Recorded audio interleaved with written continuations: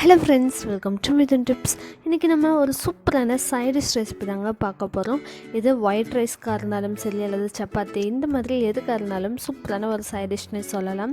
So இந்த ரெசிபியை நம்ம எப்படி செய்யறதுன்னு பார்க்குறதுக்கு முன்னாடி நம்ம சேனலை இன்னும் நீங்கள் சப்ஸ்கிரைப் பண்ணலைன்னா மறக்காமல் கீழே இருக்க ரெட் பட்டன் ப்ரெஸ் பண்ணிக்கோங்க. அப்படியே பக்கத்தில் இருக்க பெல் ஐக்கானும் ப்ரெஸ் பண்ணிக்கோங்க. வாங்க வீடியோக்குள்ளே போகலாம். ஒரு கடாய் ஹீட் பண்ணிக்கோங்க. அதில் தேவையான அளவுக்கு எண்ணெய் சேர்த்திக்கலாம். நம்ம இன்றைக்கி வந்துட்டு கேபேஜ் வச்சு தான் இந்த ரெசிபி செய்ய போகிறோம். இப்போது 1 டீஸ்பூன் அளவுக்கு கடுகு, 1/2 டீஸ்பூன் அளவுக்கு சீரகம் சேர்த்திடலாம். இது ரெண்டும் நல்லா பொரியட்டும். சீரகம் பொரிஞ்சு நல்லா வாசனை வந்ததுக்கப்புறமா நம்ம இதில் ஒரு பெரிய வெங்காயத்தை சேர்த்திடலாம். இப்போ இது பார்த்திங்கன்னா நல்லா பொரிஞ்சு வந்துருச்சு. இந்த ஸ்டேஜில் பொடியை நறுக்குன ஒரு வெங்காயத்தை இதில் சேர்த்திடலாம். வெங்காயம் பார்த்திங்கன்னா நல்லா பச்சை வாசனை போயிடணும். நல்லா பொன்னிறமாக வர வரைக்கும் வதக்கிடலாம். நல்லா பொடியை நறுக்கிக்கோங்க. இது கூடவே நான் வந்துட்டு ஒரு 3 பச்சை மிளகாய் சேர்த்திருக்கேன்.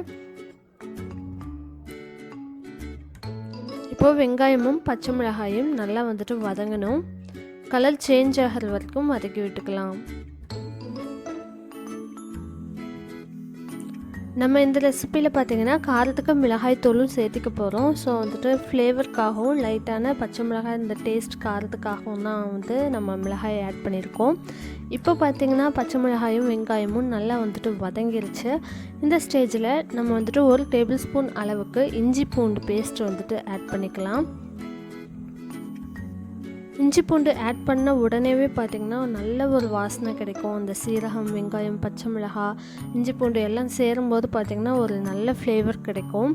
இதை சேர்த்துட்டு நல்லா பச்சை வாசம் போகிற மாதிரி வெங்காயத்து கூட சேர்த்து நல்லா வதக்கி விட்டுக்கோங்க. 1 டேபிள் ஸ்பூன் அளவுக்கு இஞ்சி பூண்டு விழுது நான் சேர்த்திருக்கிறேன்.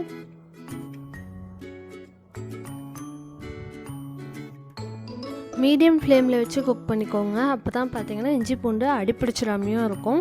அதே சமயம் நல்ல வெங்காயத்தையும் பிடிக்கும்.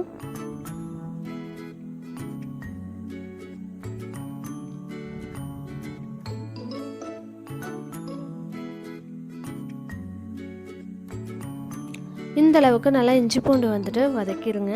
அதே சமயம் பார்த்திங்கன்னா பச்சை வாசனையும் போயிடணும். நல்ல வெங்காயத்து கூட மிக்ஸ் ஆகியிருக்கு. இந்த ஸ்டேஜில் நம்ம வந்துட்டு ஒரு பவுலில் கேபேஜ் வந்துட்டு நல்லா நீட்டாக ஈவனாக கட் பண்ணிவிட்டு அதை நல்லா வாஷ் பண்ணி எடுத்துருக்கோம். அதை இதில் ஆட் பண்ணிடலாம். ஆட் பண்ணிவிட்டு நல்லா வந்துட்டு எண்ணெயிலேயே ஃப்ரை பண்ணிடலாம். ஏன்னா இதுக்கு வந்துட்டு நம்ம அதிகமாக தண்ணி ஆட் பண்ணி வேக வைக்க போகிறது கிடையாது. ஸோ முடிஞ்ச அளவுக்கு எண்ணெயிலே நல்லா வந்துட்டு வதக்கிடுங்க.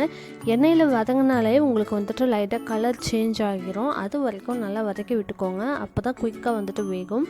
இப்போ இதுக்கு தேவையான அளவு உப்பும் ஆட் பண்ணிவிட்டு அதுக்கப்புறமா ஃப்ரை பண்ணும்போது இன்னுமே பார்த்திங்கன்னா சீக்கிரமாக குக் ஆயிரும்.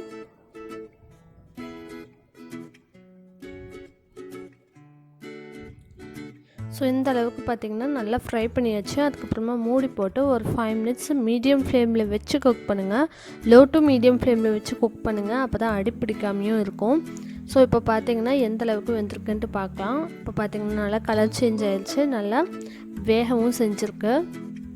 இந்த ஸ்டேஜில் இதில் நம்ம வந்துட்டு தக்காளி ஆட் பண்ணிடலாம்.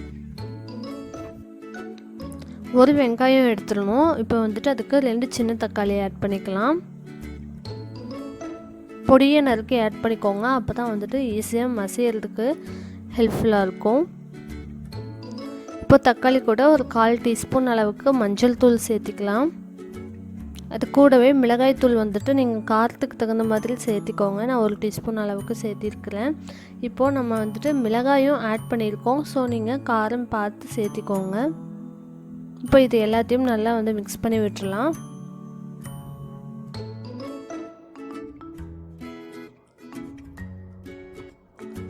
இப்போ இது கூட வந்துட்டு கொஞ்சமாக தண்ணி மட்டும் ஆட் பண்ணிக்கலாம். ஒரு 1/2 கிளாஸ் அளவுக்கு மட்டும்தான் தண்ணி ஆட் பண்ணுறேன். அதிகமாக தேவைப்படாது. ஏன்னா நம்ம மூடி வச்சு குக் பண்ணுறதுலேயே பார்த்திங்கன்னா கேபேஜ் வந்துட்டு நல்லா குக் ஆயிரும்.